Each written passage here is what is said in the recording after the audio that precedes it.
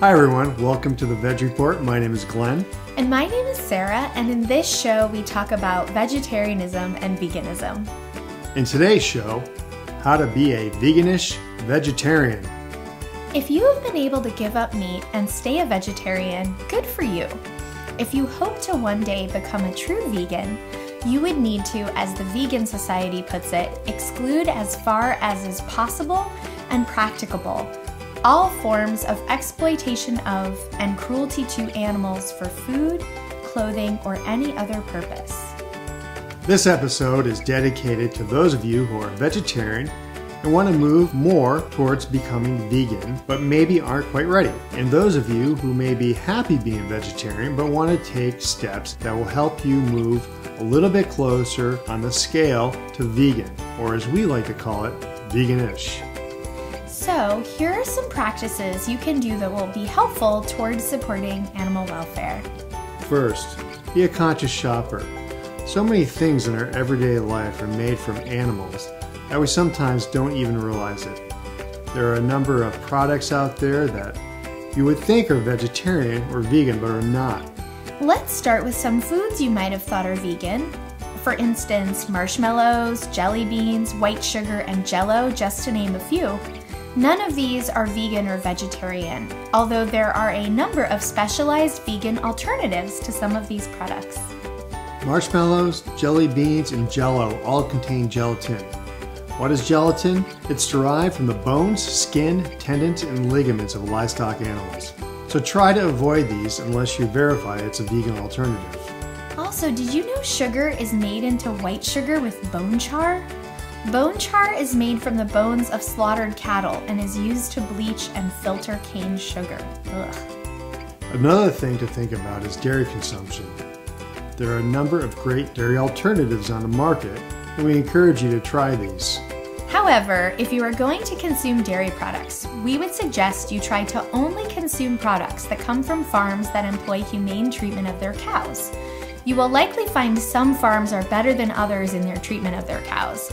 For example, some farms have gone the extra step to become humane certified.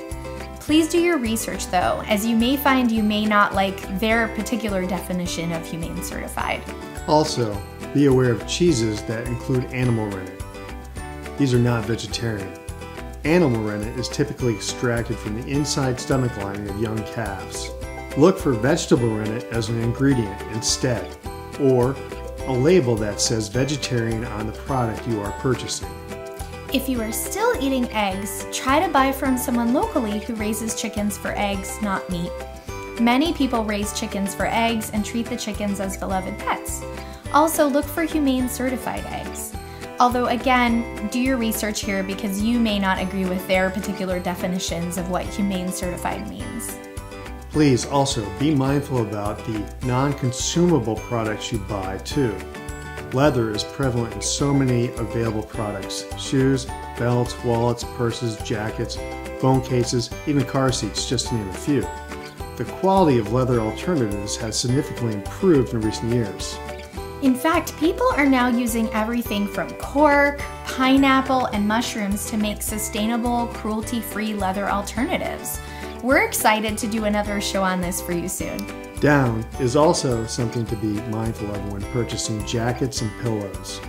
There are a number of synthetic high-quality alternatives, and many of these are also hyperallergenic, making them both a cruelty-free and a better alternative for those with allergies. This is by no means a comprehensive list, but it's a starting point and hopefully will help you to be more aware of what you purchase, wear, and eat, making you veganish. So what are you doing to be a little more veganish these days, Glenn? Eliminating leather from my wardrobe is a high priority for me.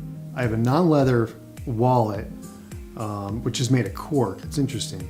And I also have a non-leather phone case, which is not leather. I don't know what it's made of, but it's not leather. That's one thing. I'm not buying any more leather. Boom. How about you, sweetheart? Well, in our house, we use non-dairy alternatives. So for a long time, we've used soy and rice milk. In recent months, we've tried some other things. We've been trying flax milk And then one of my favorite local cafes is recently begun doing oat milk lattes, so I've been trying those there and trying to support that there with them. When we go to the store, if we buy cheese, Glenn is great about checking the labels and making sure the cheese is vegetarian. So we try to do a lot of the things that are listed here, and no marshmallows for us unless they're vegan. Yeah. Hey, if you like the show, we would love it if you would subscribe. And if you have other ideas we overlooked, we would welcome hearing from you about it. Add your ideas of how to be more veganish in the comments section. All right, bye. Thanks, Have a great everybody. day. Thank you.